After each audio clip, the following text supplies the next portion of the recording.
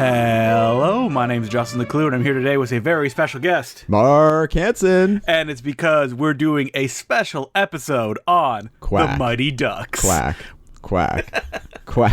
Come on, you're not going to join in? Didn't you just mainline these movies? I did, but let's see if we can build up to that first. Okay, fair enough. I'm starting a little bit overly enthused. So when I talked to Mark about topics that he wanted to do, I knew that he loved the Mighty Ducks series. I do. More than anything in film, potentially. I'm not even joking. Are you someone who played hockey as a child? See, I did not, but... Wow. I know, but I was... And everybody says that, but I was a huge hockey fan. I watched hockey from a very young age. My dad was a huge hockey fan, a huge Leafs fan. So, we grew up in the Toronto area, so you kind of like, if you're into hockey, you have to be a Leafs fan. And every Saturday night, we would sit down and watch Hockey Night in Canada, whatever teams were on. So, I was into hockey from a very young age. But I think the Mighty Ducks movie did coincide or at least spur on that love of hockey as well. And I think also the reason I loved it so much was because I didn't play hockey. And it was mostly because of time and money constraints that my parents never put me into hockey. And the Mighty Ducks kind of showed a world where anybody could play hockey. I had no training, but I always wanted to play hockey, but it would always seem out of reach. But this movie series definitely makes it apparent that anybody can play hockey. It's great. When that's not actually true. You need a lot of money to play hockey because the equipment is very expensive. You do. You need a lot of money, a lot of access. But that is kind of a theme, at least in the first one, how hockey is kind of for rich people, right? And it is about a scrappy team of lower income players who don't ever really have a chance, but they're inspired to beat the rich people. In 1992, when the Mighty Ducks comes out, this is the golden age of kids sports movies. There's so many that are coming out around this time. It is. And this was probably my favorite genre of movie as a kid. I watched every single goddamn one of these kids sports movies that came out. So it goes the Mighty Ducks, Angels in the Outfield, I assume. Well, this was actually kind of the early, one of the first. I think Ladybugs might have come out before this or around the same time, which is terrible. That Rodney Dangerfield movie. Well, yeah, I remember revisiting that recently, and that one does not hold up at all. But I think that beats it by a bit. Other than that, the Mighty Ducks kind of kicked off that whole wave, like Angels in the Outfield, Rookie of the Year, Little Big League, Little Giants, The Big Green. All that stuff came after the Mighty Ducks, and I think it came as a result of how popular the Mighty Ducks was at the time. I was reading an interview with the screenwriter of the Mighty Ducks, Stephen Brill, who's most famous for genius, dragging Will on Twitter when Will insulted one of his Adam Sandler films. No way, really? Yes. I'm sure he's very nice. Will was making fun of how old Adam Sandler looked in that movie where he plays an agent, and Stephen Brill responded to his tweet, which he had not tagged Stephen Brill. I think he just mentioned the name of the movie. Wow. And he was like, set your color settings on your TV correct. And so he wrote the script inspired by The Bad News Bears, the ultimate kids TV movie. But for anybody who hasn't seen the original Bad News Bears, the whole premise of that film is that it's a bunch of losers who form a team under a drunken Walter Matthau, and they lose at the end. But it doesn't matter because they still win. Exactly. And that did bring, and kind of the big deal with that is how crass it was for a movie that had kids in it. And I think the Mighty Ducks, you can see that takes, it is a Disney movie, so it doesn't get too out of control, but there is a grittiness and a bit of a crassness, at least in the first one, with how the kids are. When Stephen Brill wrote the script on spec, he said that it was a little bit darker. Yeah. But when he sold it to the producer who ended up making it, that they kind of sanded off all the edges and are like, listen, you're making a Disney film here. There is absolutely no way it can be reflective of something like The Bad News Bears, which we should point out was a big hit when it came out and led to multiple sequels. It went to Japan. But, the 90s were a different time than the 70s, I guess. And let's not forget... Yeah. The end of history. Nothing to worry about anymore. And the Mighty Ducks was, let's not forget, shameless corporate synergy from Disney, because it was started up in conjunction with an actual NHL hockey team, the Anaheim Mighty Ducks. Oh, that's right. So the movie and the team kind of went hand in hand together. So it wasn't just a movie. It was definitely kind of a launching pad for a new hockey team as well. So it was a big franchised opportunity right from the start. Didn't it take a little while for them to get the correct logo? Because in the first one, they have the green and purple and yellow colors. So that's the interesting thing. Yeah, in the movie, obviously, at first, they have this great old school sort of like homemade duck jersey, which is my personal favorite. The actual hockey team, the Anaheim Mighty Ducks, never had that logo. They had the more commonly seen like duck goalie mask with the hockey sticks through it, which is great. I love that logo, which reading about it, it was inspired by Friday the 13th. They just wanted that goalie logo, but like looking frightening. And then, you take that a step farther when they had the Mighty Ducks animated show where you've got a bunch of ducks that all look like that. But that show's so very weird. Bizarre.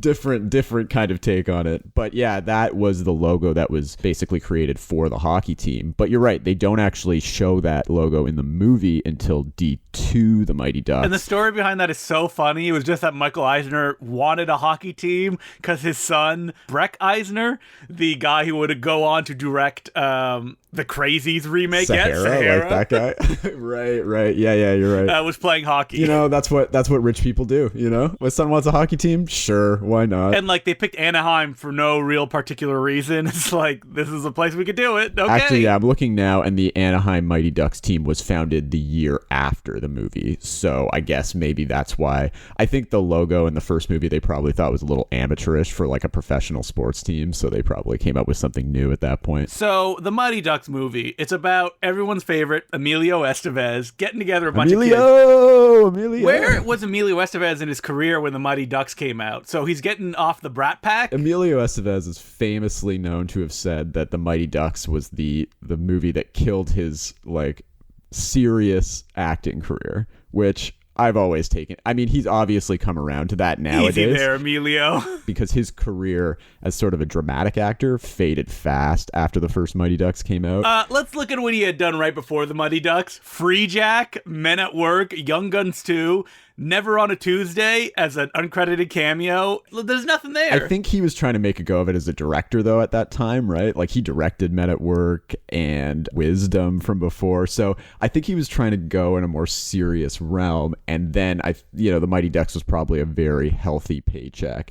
And I think he didn't realize that it was going to blow up as big as it did, and that a whole generation of people would see him as nothing but Gordon Bombay, which is how I saw him for years. His role as Gordon Bombay is not an overtly comedic one. Like, it's not like it would kill his dramatic opportunities. Not at all. Although I do think he is very, very funny, especially in the first one when he's playing an absolute dick for the first, at least for the first half of it. Because the film starts, he's a bad lawyer, and he is drunk driving, is stopped by the cops, and the judge who has a bone to pick with him is like, oh, well, you got to do community service by being the coach of a hockey team. But you're forgetting it starts off with a very dramatic right. opening flashback to when Gordon Bombay, who was a child prodigy of hockey when he was younger. I think at one point they say he scored 198 goals in a single season, which is unbelievable. That never happens. He used to play for the Hawks, which were kind of like the villainous team, and you see him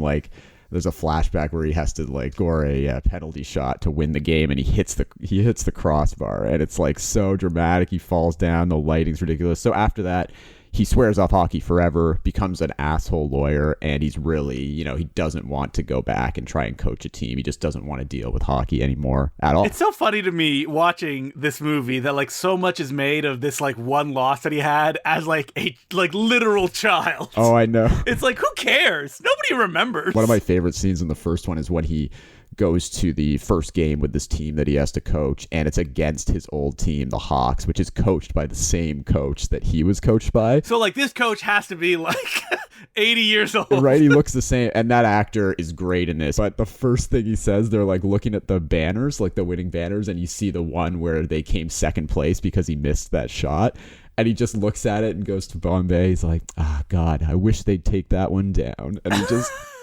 he lords it over him too, and it's this guy scored so many goals as a kid, and you effectively ended his career because he missed one penalty shot. It's insane to me. Insane. Yeah, the coach is you gotta make this shot or you're letting me and the whole team down. Yeah, that's his whole ethos, and that's the whole villainous Hawks team ethos is win, win, win, win at all costs. And that's why Gordon Bombay is an asshole lawyer who has to win at all costs. So the villainous coach in the first one, and really all the villainous coaches are great. They really amp up the the sliminess of that kind of role, even though it's all dealing with kids. They're just kids playing hockey. I mean, the villainous coach Lane Smith made a career of being like the evil guy in 80s movies. He's a mayor in Red Dawn. He's also in Son-in-Law. Oh, yeah, of course. I forgot about that. I bet you he wasn't going around going, oh, the Mighty Ducks ruined my career. He was probably like, oh, yeah, it did good for me. Yeah. Because he's great at it. Yeah, he's got another great line to Bombay at one point where he's like, you're not even a has-been. You're a never was.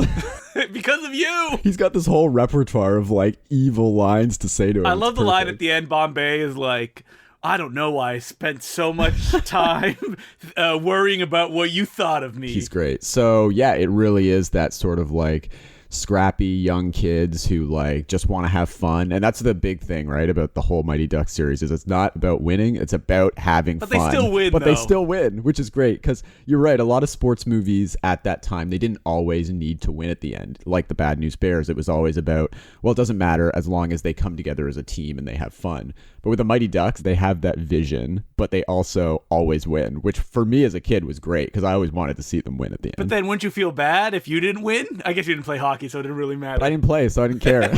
And I liked that they always win. The great thing about the Mighty Ducks is they really are, I mean, they've clearly got some players that have some talent and grow throughout the years, but they're clearly like a gimmick team. They only really win through gimmicks, like through plays that would never work in like professional hockey or anything. Are you trying to tell me the flying V? I mean, the flying V I loved as a kid, but I think there's a reason you've never seen that used in any professional. Isn't it like icing? Because they're ahead of the puck in some of the instances. It's offside potentially is what it could be, unless you do it really well. But it's like I remember growing up and thinking at first like, oh, this is a great move. Why don't I ever see any professional hockey team use this? Why isn't anybody using a knuckle puck at any time? I know. Why isn't anybody pretending to be the goalie and then, switching out? Yeah, that's right. Which, again, is not something that is legal at all in hockey. So it's all tricks. It's all there's one time they have like a figure skater on their team in the first one, and in one move, she basically like twirls around and distracts everybody on the other team while they just like score in the empty net. It's hilarious. It's great stuff. Nothing in the rule book that says you can't do that. No, that's fine. Mark. That's fine. I think the only thing that might be against the rule book is the goalie switch thing, which is in D2, which I don't understand how that's legal at all. To pretend to be a different player and put on a different jersey and then like swap it up. So marathoning all three movies, I was very surprised recently, and I had no memory of this, that the kids stay throughout. I thought there would be new kids every movie. I mean, they drop a few in the second one and they add some new ones. Because the second one... Get out of here, Jussie Smollett. I was going through the castles again. I always forget he's one of the kids in the first one. But the second one makes the hilarious decision because basically in the first one, it's just like pee-wee hockey in Minnesota. In the second one, they're considered so good. It's such a success story on a national level that they're all chosen to be the U.S. representative for like the Goodwill Games, I think it is, which is hilarious to me that they would just pick one team of players who really aren't that great. But then they do add a few like hot shots from like around the country, basically. Well, they add gimmick guys like the cowboy. They add gimmick guys. They had a cowboy guy from another Texas. Figure skater, a woman goalie, but we won't use her until the last minute. Yeah, Julie the cat. Yeah, who basically never gets a shot to play until the end when she makes the great save. They get one guy who can't stop. He's a great skater and he's speedy, but he can't stop on his skates, which to me means you probably shouldn't be playing on a national level. But I mean, it's fine. It's fine. So who is your favorite kid or kids in all of these? I'm sure you had some favorites. I mean, it can't be boring old Joshua Jackson, right? As Charlie, the main guy. No, I mean, I think I maybe identified with Charlie Conway the most just because, he's the center of it. Yeah, you're like, I wish I could get my coach to fuck my mom. Oh, yeah, we haven't even talked about the greasy subplot of Emilio trying to, like, get it on with Charlie's mom in the first one. Charlie really wants it to happen. Like, he is pushing it so hard. He really wants them to have sex, yeah. So yeah, I liked him. I thought Averman was really funny. I'm a big Averman fan. I mean, Goldberg, always the whole like Goldberg. Yeah, did you fart again, Goldberg? I'm a big guy in a 90s movie. That's what I have to do. I liked Guy Germain a lot for some reason. He's the guy who... he's barely got anything to do, though. I know. I just loved his line in the second one where he's about to like kiss Connie, and then they all like show up, and he's like, I was this close. You and your friends used to yell that at each other on the playground, high-fiving, yeah, exactly, pushing right? each other into snowbanks. I did. Also big fan of the Bash Brothers. Well, particularly Fulton Reed from the first one, and then Dean, who shows up in the second one, and they're just like huge goons. I didn't even mention that like this was one of the first big mainstream hockey movies that was not Slapshot. Yeah, I think you're right. Yeah, I mean, there was like what Youngblood in the 80s. The Cutting Edge kind of had like, it was a mix of figure skating and hockey. Of course, there's Canadian classic Face Off too from the 70s. If nobody's seen that, you should get on that right away. Face Off, not good. It's fun though. I have a soft spot for it. You know, it's got actual Leaf players in it. Does it? It does. Yeah, it was filmed at Leaf games and everything. And Art Hindle actually plays at like with the team. But it's also like a 70s Canadian film, so it's such a bummer. It is, yeah. It's boring and kind of a bummer, yeah. And so the Mighty Ducks #1, as a movie, it's pretty tame compared to what you would expect for like an early 90s Disney film. But that's because it's setting down the tracks, while the second one goes full goofball. Everybody gets a moment. They ditch director Stephen Herrick, who did the first Bill and Ted. He did Critters. He did Mr. Holland's Opus. Yep. The Three Musketeer movie nobody likes from the 90s. Oh yeah, no, he had a solid career, but they definitely went in a different, more anonymous direction with the directors after I mean, D2 has Sam Wiseman, who's most famous for doing George of the Jungle. Who could forget that? Ooh, great film. Great A film. very late period Adam Sandler produced film. Dickie Roberts, former child star. And after that, he said, no more movies. I've said everything I need to say. Yeah, I mean, by the time D2 came around, I mean, it was obviously a huge hit. The team was underway. So this was like a bigger, more expensive production.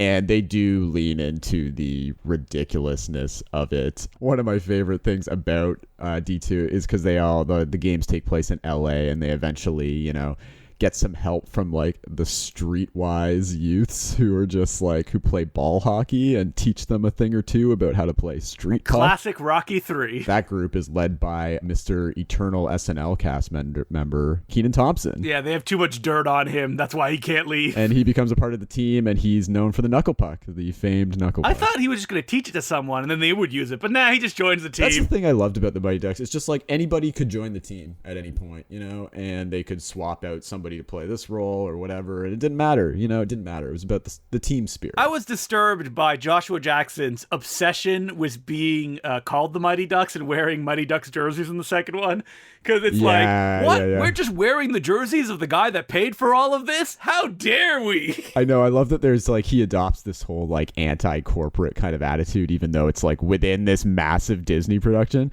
Yeah, you know, he even carries that into the third one too. He's just like, you gotta wear that Ducks jersey. And I love how they pull it out at the end just to like, no. And they don't even point out that the Ducks jersey was also paid by a rich guy, Mr. Ducksworth. That's why they're called the Ducks. Exactly, and that's why they're called the Ducks, right? It all is based on like, it has its roots in capitalism. So, I mean, take that for what it's worth. So, you know, I would almost agree that I enjoyed the second one more than the first. Do you have a favorite, Mark? To me, I'm going to be completely honest with you. I usually when I watch these movies, I watch them all together as like one long movie. So it's really hard for me to choose a favorite, because I do think they all have their individual merits.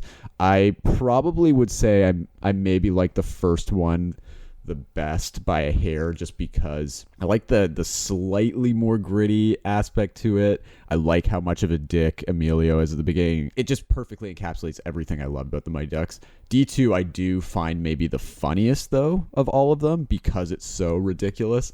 And I do love when Emilio does become a dick again and gets caught up in like being like a celebrity coach, and he's like having all these LA parties and everything. A classic Rocky 3. Exactly, right? And he's like schmoozing with Wayne Gretzky and stuff. Well, the thing about Emilio becoming a dick is they're like, how dare you try to make money? It's about the team. Right? And Emilio should be like, I don't have a job. Yeah, because like, I don't have an income. This is all I have. He tries to go back to playing hockey professionally after the first one, and then in the beginning of the second one, he's like, tearing up the minor leagues and everything. He's gonna start playing in the NHL. He's gonna be like the oldest player to start playing in the NHL, and then he gets like demolished on the boards and like ruins his knee, and it ends his career. So he's got kind of a chip on his shoulder going into D2. But thankfully, they go and they take on evil Iceland. Iceland, the Icelandic, and I love the choice to make Iceland the evil team because there's not really an Iceland hockey team. Like they don't they probably have hockey, but they don't like compete. You never see them really at the Olympics competing or anything. They only pick them because it sounds like Russia.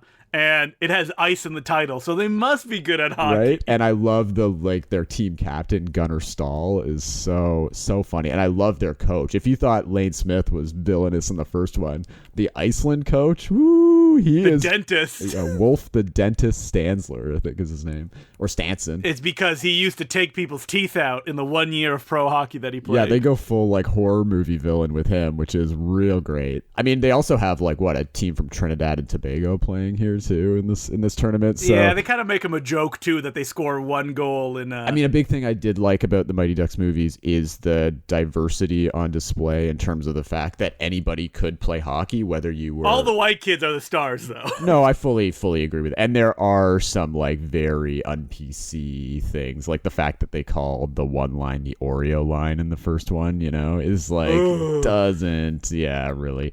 But I do like the attempt to show that anyone can play hockey regardless of gender or race, which it is simplistic in these movies for sure and doesn't always get it right. But I think that is a good sentiment to have because professional sports is largely like white males, especially in hockey. It's white male, right? It's odd that there isn't more women that play hockey. Well, there are, but it's like a lot of sports where it's just like it's a women's league and they don't get anywhere any kind of attention compared to like the male leagues because sports is just sexist like that. I guess because they're like, it's a full contact sport, so women can't play either because they go easier on them or something like that. But I liked that in these movies it didn't matter, right? Like they were going hard. It really didn't factor in at all. There's never like a conversation about, be careful out there or anything. Like it's not like that. They just all want to play and they all play. So I should give my background as well, which is that I live somewhere where they made an ice rink behind my house because we lived on the river in the small French town where I grew up, and I didn't know how to skate. So I didn't skate on that ice rink. I didn't skate. I didn't play hockey. And I think like Mark,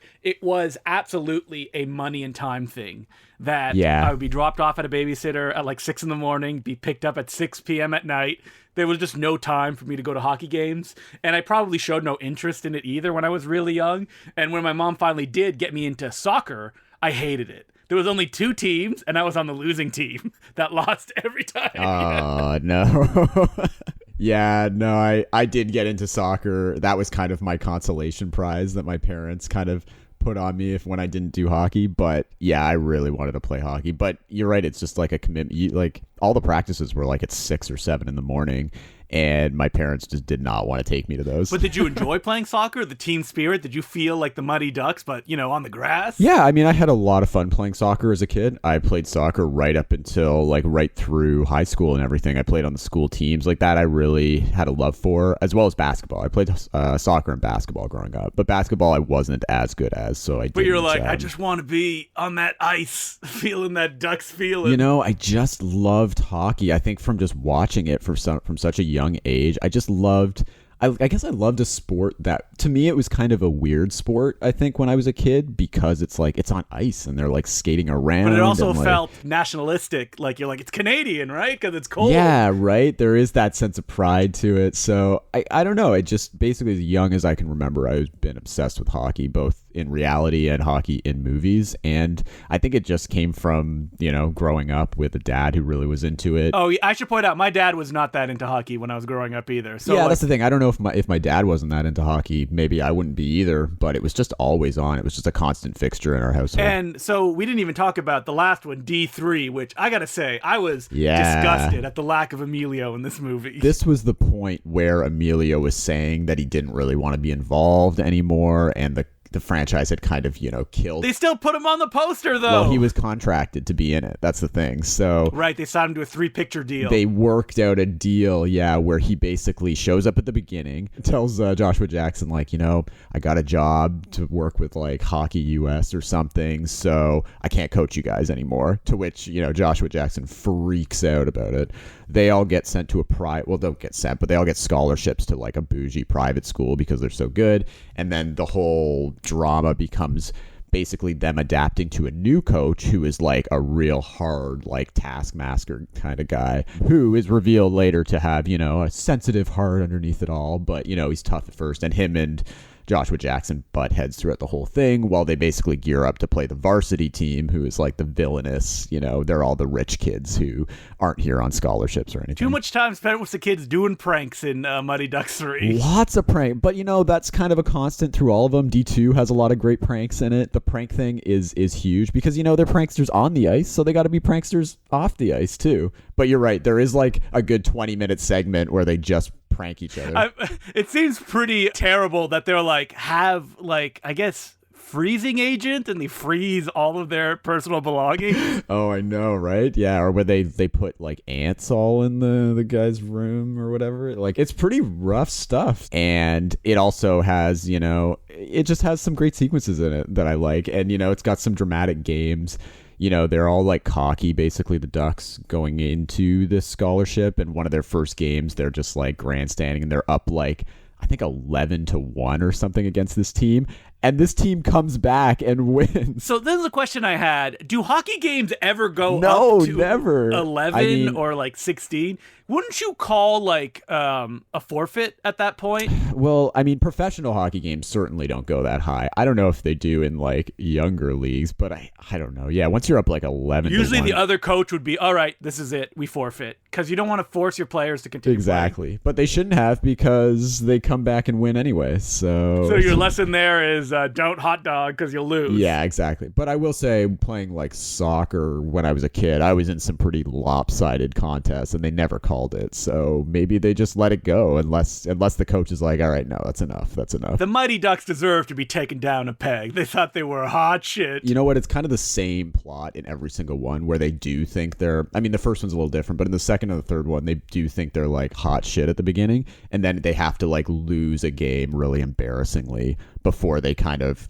realize rediscover their love of the game and love of now fun. I was surprised there was only 3 Mighty Ducks films. Do you know how they did box office wise? Was it like big on the first and then like a slow decline on the 2 and 3? I think it was a slow decline. I'm sure. I think obviously the first one was big. I think the second one was still pretty big. They released them really quickly, like within the span of a few years. They were just churning them out.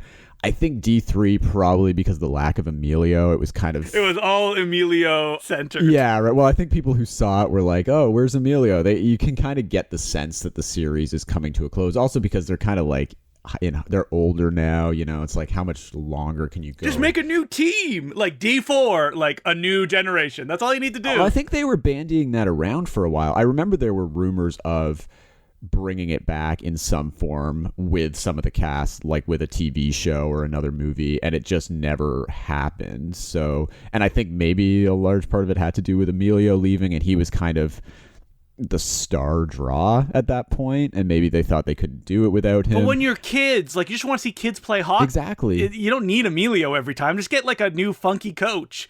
The coach in the third one, kind of boring. Yeah, but I was still into it as a kid. Like, I remember going to see D3 was like an event, and my dad actually tricked my brother and I when he was like, "Oh, we're just gonna go." He was to the like, dentist. "Oh, just come get groceries with me. We just got to go to the grocery store." And I'm like, "I don't want to go get groceries. Get out of here. Let me play my Game Boy." He basically was like, "No, we're all gonna go get groceries." And then we drove to the theater. I'm like, wait a second, what are we doing here? And we went to see D3. Were you not aware that Mighty Ducks 3 was coming out? I was, but I think we had planned to see it like later because things were just really busy. So it was definitely a surprise. It was like one of the best moments of my childhood. Really. You're like, yeah. And of course you loved the movie, right? You were a child. Oh, and I loved it. Oh, I had a great time with it. My brother and I both loved it. I remember it coming on VHS after renting it again, watching it on TV a bunch of times. I think I've probably seen these movies more than any other movie other than maybe like Dumb and Dumber or something. Oh, well, Dumb and Dumber, so good as well. Oh yeah, I mean classic. But so did you have any brand loyalty with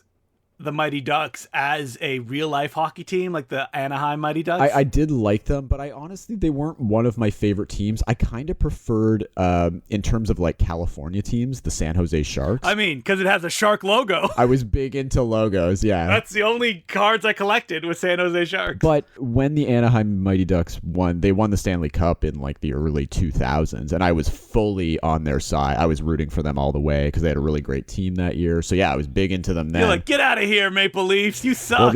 Well, they actually played in the final against Ottawa. I don't know if you remember or know anything about that. That's a tough decision for me. I have vague memories of it. I'm a real like go Isotope, and I won't watch the games either. Oh yeah, no, that's fair.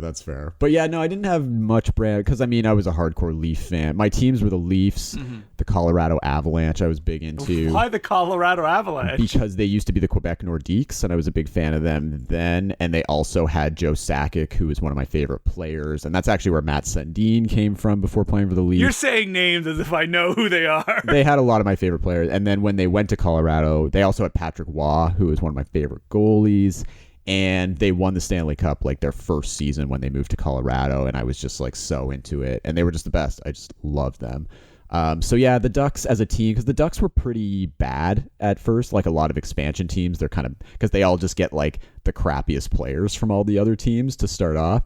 So they weren't very good for the first like several years. So it wasn't until they kind of were making like Stanley Cup runs, or actually until Paul Correa joined their team, who was a star, and he is actually in D3, the Mighty Ducks. I don't know if that name means anything to you, or if you remember. No, nothing. I know that there was a hockey player in Mighty Ducks 3. I didn't know who it was. Well, that's a big thing I love about the Mighty Ducks movies is the amount of actual hockey players. I was going to say, I mean, there's one that obviously I recognize in the second one. Wayne Gretzky, right? Wayne Gretzky! Well, there are a lot more throughout it that obviously, yeah, if you don't watch hockey, you probably wouldn't know. Well, in the first one, when they go to play at the Minnesota North Stars arena, basically they talk to Mike Modano and somebody else, Dale, somebody, and they're basically talking to Estevez and being like, "Oh, Gordon Bombay, I've heard you used to tear it up in Pee Wee or something." I love that the Mighty Ducks kids are recognized in LA. They're like, "That's the Mighty Ducks." Yeah, I love how they become celebrities from just being like, from winning like what, a Pee Wee game in Minnesota. Like it made the front page multiple times of the #1 hockey newspaper in America. Oh yeah, I love that. The Hockey News. Yeah, I can't believe they're on the Hockey News the whole time. Like that's a legit publication. Oh too. Wow. Mark's like, I still have my subscription. I did actually. I had a subscription when I was a kid. But yeah, not for years. You're like, when is the Mighty Ducks going to be on the front page? Yeah, come on now. And so, did you watch the animated series where they were mutant hero ducks who played hockey and also solved crimes? I did. So yeah, the animated series, a bizarre turn of events for this franchise. Yeah, they basically come up with this sci-fi premise. I did watch it. I wasn't as obsessed with it though as the movies. I watched it when it was on, but it's something that I never really think about that much or ever revisit. I know it's like all on Disney Plus now, and I've been thinking about going back and revisiting it, but it just never happens. I don't know. Did you watch it? Do you have much of a memory? I must have watched it like religiously. Yeah. And I have no memory of it. I'm like looking at images of it and I'm like, it looks so weird. It's like they're ducks. They also wear like helmets when they fight crime. It just changes. It's not really about hockey much at all. So I don't know. I just don't think it appealed to me in the same way at that time, even though I did watch much of it. Biggest association I make with that animated show, as well as the Mighty Ducks series, was my beloved Disney Adventure, the magazine for kids. Right, which they were over all the covers. Like, there's a cover of like Emilio Estevez like on the ice. It's like, the Mighty Ducks are back, quack. And he's like, just kind of like shrugging. Yeah, that was kind of his pose on the covers on the posters. And there was also one with the animated Mighty Duck guy, and it says, Mighty Ducks, new animated series, the real hockey team, incredible prizes.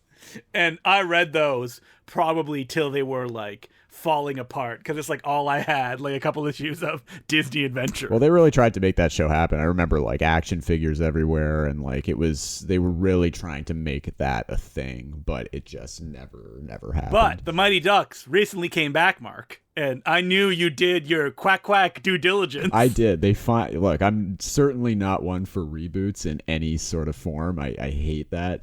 But when they announced that a Mighty Ducks show was coming back and it was going to have Emilio Estevez, how could I resist? And so, what is it called? It's like Mighty Ducks, A New Generation. It's called the Mighty Ducks Game Changers. And the plot behind this, it's actually not a bad setup, I have to admit. So it takes place so now in Minnesota, the Ducks have basically become the new version of the Hawks from the first one. Oh, I like that. That's a good turn. Yeah, so now they're like a rich team where it's basically like if you are on the Ducks, that's like the next step to like playing in college and then the pros, but you have to like it's all rich kids again and everything. And it follows one kid who's kind of like the new Charlie Conway type guy who's really passionate, but he like just gets cut from the team. And his mom's also Lauren Graham, and she's like a single mom, harried single mom, and he's not at the same level of like income as his teammates. Basically, he gets cut. The coach of the team is very much like the coaches, kind of like the coach of Iceland, or actually he kind of looks like Gunnar Stahl. So it's almost like it's like almost as if Gunnar Stahl became the coach of the new Ducks. So basically he and his mom, they go to create a new team for all basically the rejects. And it's just like the Ducks from the first one, where it's just anybody who wants to play or just have some fun is allowed to play. They're called the Don't Bothers because the coach basically tells the lead kid at the beginning, like, don't bother playing hockey anymore. Like every reboot sequel, the returning character, Emilio Estevez, is washed up and he doesn't do this anymore. So how does Emilio factor into this? So basically they need a rink to play at. So the only thing they can find is this ramshackle place called the Ice Palace. And guess who's managing the Ice Palace? Emilio! And he's like, I don't do this anymore. Yeah, so he's the kind of the same way he was in the first one, super grumpy, doesn't want to play hockey anymore. So he doesn't have anything to do with hockey anymore either because he didn't like where the new Ducks were headed, and he also was trying to help out some like lower income players get a leg up, and apparently that was violating some hockey rules, so he got like banned or something. There's this whole convoluted backstory. So now he's just like washed up and running this ramshackle ice rink that nobody goes to. But this new team comes in and it slowly, warms his heart again, and he helps co-coach the team basically. Up until he's like, but I'm not going to get vaccinated, so I'm not coming back. The reports on that are varied. He did come out and say that was not the reason that he isn't. Yeah, so basically there is a second season now, or they're going to shoot a second season, and apparently he's not going to be involved, which is kind of a bummer because he's very much a part of the first season, and the way they end the first season, I mean, it sets it up for like it to continue with him. So I don't know. Yeah, the reports were that he basically wasn't vaccinated, and then he came out and said, no, that's not the reason. He basically said that he did catch COVID during the shooting of the first season. So I have immunity. It should not be a problem. Emilio. And yeah, so it seemed like he was kind of saying like he had immunity, but he also didn't come out and say he wasn't vaccinated. He did say like, oh, I do, think people should be careful. But yeah, it was a very much like a PR kind of interview where you're not really sure what the deal is, but unfortunately, yeah, he's not coming back for next season. Well, you weren't 2. a fan of the new season, were you? It wasn't the same. I got early screeners of it to review when it first aired, so I got the first 3 or 4 episodes at first, and that's all I saw of it. And based on those, I was kind of into it. I have to admit, it's obviously just a shameless remake of the first movie, but stretched out to like 10 episodes. So there's a lot of filler. It doesn't need. They could have just made this as like a movie, as a reboot, and been done with it, because you can feel the padding. But having said that, the kids are really charming. They definitely up the spirit of diversity and make it more current. So again, they have a lot of diverse players, and they really focus on that aspect of anybody can play hockey, which I thought was really nice. I thought Emilio was great in this. I thought he stepped back into those old hockey skates really well. He's really funny. He's got, he's saddled with a lot of like bad jokes, and yet somehow he makes them funny. I had a good time. Did you get to see the episode where all the kid actors now as ravaged adults get to come back? Well, unfortunately, it doesn't happen as much as you'd like. I was hoping Joshua Jackson might come back. No dice on that. So they do bring a few of them back. They bring Averman back. They bring Adam Banks back, who was in the first one. He was a player on the Hawks who basically switched sides. I thought he retired from acting. I was reading an interview with that guy. He was back. So they brought him back. They brought Kenny Wu back. They brought Connie back. So yeah, they brought. Oh, and I think they brought Guy Germain back. Oh, your favorite? My favorite, but because they're like a couple now and like they've married and everything. You don't get all of them, and it seems like it was like one of those things they just like got whoever they could get and kind of threw together a quick scene where they reunite with Bombay, and that's it. It's only for one episode. If they're not going to get the cowboy back, what's the point? I know, right? Actually, I think he came back. I think he was one of them, actually. I think he did. Woo-hoo! I watched the series like a while ago, and it's already mostly faded from my memory because it's just kind of like, it is just like a shameless redo, and you're not really it's just aimed at a younger generation of kids, basically. So, but I have a friend who has children, and he showed them the new series, and they didn't have any like real awareness of the original series, and they say they loved it. So I think it does have a charm to it. I don't know, I just think it brings back a lot of what I liked about the original, even if it's kind of done in like a contemporary, less interesting kind of way. I don't know, it was just nice they used the theme again. It was just nice to have all those like hallmarks back in my life. You're like, give me that warm blanket of nostalgia, that's all I want. Seriously, I know, it's like, usually I hate that, I'm not for that at all, but you're like, for some this reason, has something to do with me. That's why I like it. But yeah, exactly, right? But it does peter out at the end. I will say that like the last few episodes were like, I was kind of half watching them because it just like, you're just waiting for it to end. As a product manager of a video store, does the Mighty Ducks like movies, would they get rented a lot? Like, are they in regular circulation? Do they continue as a classic? Shockingly, when I first started working at Bay Street Video in Toronto, we did not have rentals of the Mighty Ducks movies at all. What? I know. We didn't have rentals of a majority of 90s kids films in general, because I think what happened was they had all of these movies on VHS when they were coming out, and then when the switch to like DVD happened and they ended up selling off all their VHS in the mid 2000s or so, I think they got rid of all those movies and they didn't bother getting DVDs of these because they figured like they're kids movies, whatever, nobody cares. So I had to order in the first Mighty Ducks. So we only actually have, I think, the first Mighty Ducks for rental. And I've ordered in some other ones. Like we never had The Sandlot, which is a classic, or like Angels in the Outfield we never had. So I ordered in a bunch of these movies. I don't know if they rent that well. I would say I think they are mostly for our generation. And I think our generation is mostly just finding them either online. I mean, they're all on Disney Plus now, so they're easy to watch. You don't need to and the DVDs are not great quality. I've been wanting to get Blu-rays of the Mighty Ducks movies forever, which do exist. They're part of like the Disney Movie Club. Oh, so you had to have that subscription that you like. Exactly, which I like have contemplated signing up for so many times because I just want those Blu-rays, and yet it just seems so expensive and a waste of time. And especially now that they're on Disney Plus, it's like, whatever. I have the DVD set. They're on Disney Plus. I think I'll just have to live with 4 that. movies for $1, Mark. How is this thing still existing? This like Columbia Record House ripoff. It's weird, right? It still exists, and I'm not sure if they ship to Canada though. So that was I've never gone through the whole thing, but also I just think it's like definitely a scam. Like you're basically signing up to like.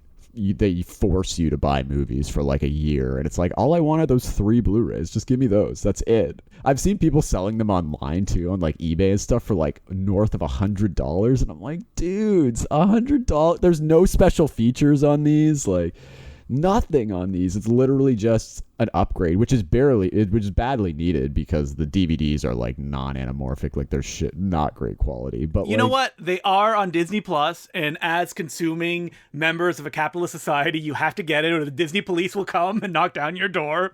I hadn't watched them in ages. I had very little memory of them, and I thought that the first 2 held up. I had a delightful time with them. Yeah, you had fun, right? Yeah, I was gonna go in with my arms crossed, being like, the Mighty Ducks. But the thing is, I love sports movies so much, so I was a real sucker. Like, it wasn't a hard sell for me. They really win you over, as ridiculous as they are. They're definitely ridiculous, especially the second one. They just really win you over, and I love it. And they really are. I mean, again, I love all of those kids sports movies and all those like adjacent ones. Like Steve Brill also wrote Heavyweights, which was a big movie for me as a child. And it just... But you were not a heavy child. You're not allowed, Mark. I'm sorry. I still loved it, though. Great movie. And it also has a lot of the actors in the Mighty Ducks were in a lot of these movies going forward. Like Goldberg was in Heavyweights, and as well as some of the other actors. And yeah, they were in a lot of these sports movies. But this was like really the start of it. This was the pinnacle. This was the signature one for me, mainly because I think hockey was kind of my favorite sport. But I just think it's the most fun out of all of them, and they really hold up. My friends and I used to marathon all 3 of them like once or twice a year. We loved them so much, and they just never got old. They really never got old. But we didn't even talk about which kids had very sordid careers following the Mighty Ducks. Yeah, Joshua Jackson did okay for himself, and, Kenan Thompson's got a steady gig on SNL. Apart from that, so Goldberg, I know, has had a lot of troubles. So he was on Freaks and Geeks too, wasn't he? And he was really funny on that show. Yeah, he was. He was in a lot of stuff in that time period, but he had some drug and alcohol problems, and there's a really, unsettling mugshot of him somewhere. Yeah, a lot of those kids just kind of never. But I guess that's kind of the route that a lot of kids in Disney movies of that period took. It's like, it's hard to become an adult actor, Yeah, it is, especially after that big of a success. And your parents stole all your money, and now you got nothing going for you anymore. But it was always my dream as a kid, before the new series was done, when I was, maybe like a teenager, I wanted to make the next Mighty Ducks entry, like whether it was a movie or a TV series. Like direct it or just star in it? Yeah, I wanted to direct it and make it, and I either wanted to do it like super cheesy where they all come back and like play one last game as like adults or something, or I wanted to do like a super serious version where it's actually like, so it's just called like Ducks or something like that. yeah. So I had like two different competing concepts that I was like ready to pitch to any Disney executive who would listen to me, and obviously I never got in touch with anybody. The opportunity, it could still be available. What if you did a version of like that, but it's a Canadian version, so it's like the Maple Leafs? It's like the little minor hockey the team. Little Buds or something. You'd have to call it the Little Buds. Yeah. Yeah, man, weed is legal here now, so they're sponsored by a cannabis company like Tokyo Smoke. Yeah, exactly, for sure. Little Buds. Oh man, we're just selling this concept right away. The Little Buds. Yeah, let's do it. Canadian Mighty Ducks. It's also Score 2, the Little Buds. Oh my God, no. It'll premiere at TIFF, right? So yeah, opening film. But hey, even if somebody needs a director for some episodes of the next season of Game Changers, count me in. I'm there. Even though you've been on this podcast being like, they're not that good. Hey, I said it was charming. So thank you so much, Mark, for filling in for this episode. I had a delight Anytime. of watching the Mighty Ducks, and we should look forward to the book you read about this series, right? The thing is, I've got competing ideas. I've got an idea that I want to do like a real Mighty Ducks deep dive book. I also have a larger idea where I want to do a book on just 90s kids sports movies in general, because it was like a huge wave and they do connect a lot by having a lot of the same actors and everything. So I'm kind of like working on both of those things, but I'm always happy to talk about the Ducks. I'm glad you had a good time watching them. I was worried you'd watch them and like hate them, and it would just be like hard for you to get through them. But why did you make me watch this, Mark? Why? I know. I'm sorry. But I'm glad you had a good time. Quack. Quack. Quack. Quack. Quack. Quack. How big of a build-up is this? Don't stop. Quack. Quack. Woo! Yeah! Go get them, Ducks.